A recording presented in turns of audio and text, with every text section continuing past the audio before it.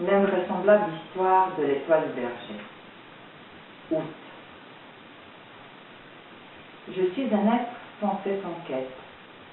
François Schenck de l'Académie française. Il était une fois, comme jamais auparavant,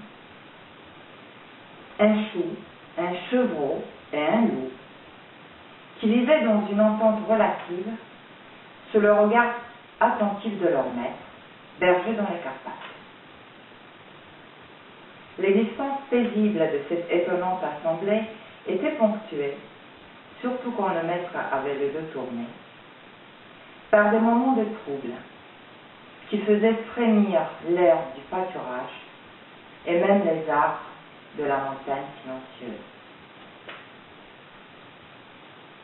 Le chou cabot, par exemple, se mettait souvent à frissonner et à gonfler de toutes ces circonvolutions, ce qui donnait au loup des crises urticaires, et à l'agneau une terrible envie de le manger tout cru.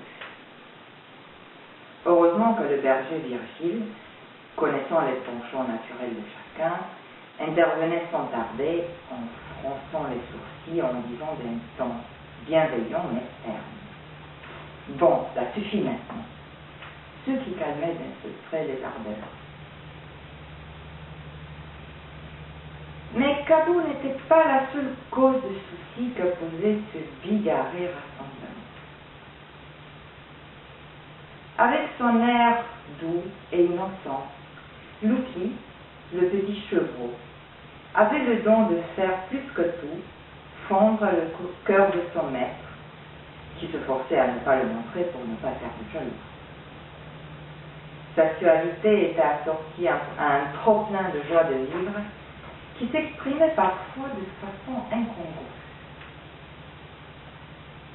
Ainsi, il lui arrivait de sautiller sans arrêt autour de ses compagnons, ce qui donnait à Cabot des terribles migraines et au loup des crises de mirage, c'est-à-dire qu'il commençait à voir partout des gigots de chevreaux farcis au chou, tout comme les pèlerins assoiffés aperçoivent des ruisseaux en plein désert. Car, contrairement à certains divers reçus, Garou n'était pas particulièrement un méchant loup.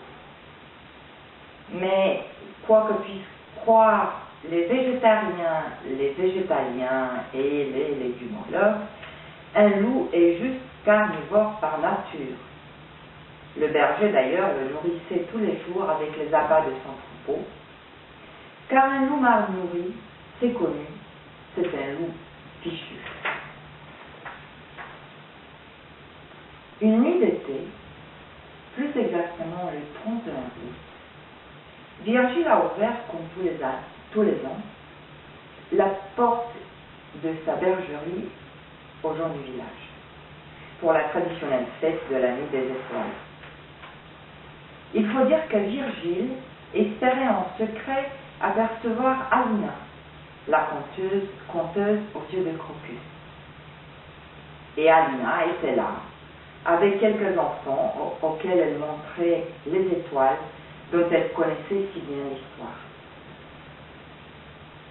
Ému, Virgile oublia non seulement le chou, le chevreau et le loup, mais égara aussi sa canne de berger, dont il ne se séparait pour ainsi dire jamais. C'est alors que Cabot, Louki et Garou s'approchèrent timidement en lui ramenant la canne sur laquelle Virgile avait incrusté une étoile.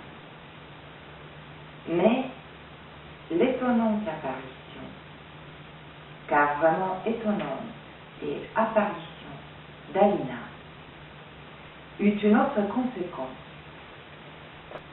les plus inattendues.